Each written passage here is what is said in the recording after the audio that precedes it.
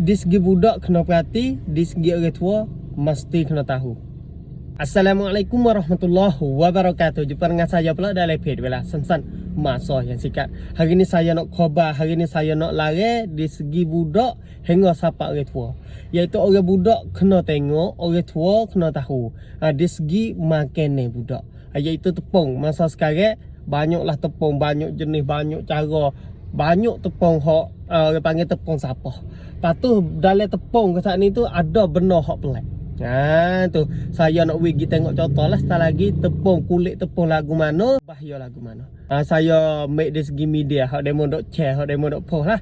Di segi dia tu post tu baik kata tepung ni buat dengan bobby.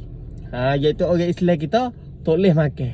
Tetapi ada demo dok menega, ada demo dok menega, ada demo dok jual beli. Di segi orang kita kedai jual ko, kalau masa kita duk jual tu kena pilih katik tepung nak mai jual kepada tempat tema kita.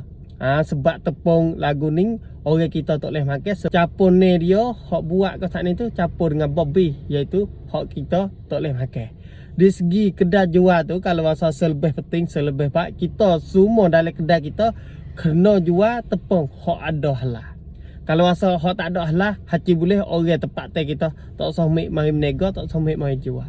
Sebab ni benar hak haram. Kita tak boleh jual benar hak tak halal. Di segi tepung hak tak ada halal ke saat ni tu, hati boleh tak usah mari jual lah tempat teh kita.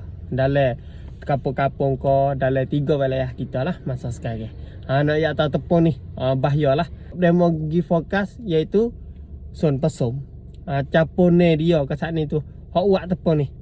Ni awak tepung ni iaitu ada gelatin, iaitu mu, iaitu bobby kat sana tu. Di segi ni perhati wek dak kok, di segi ni perhati wek anak-anak, di segi ni wi tahu orang tua, kalau asal orang tua tahu dah, pakak sebalah wi faita tu, pakak tahu sama atau tepung jenis ni, tepung lagu ni jangan wi ada dalam kampung kita, dalam kedai jual beli ko.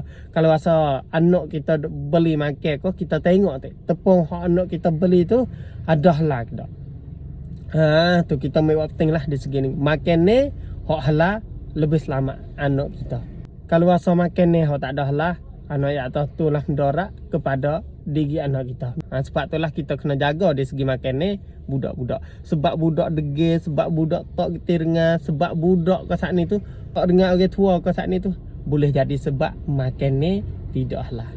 Harap baik terpakat sebah, harap baik terpakat share, wi tahu sama kata. InsyaAllah.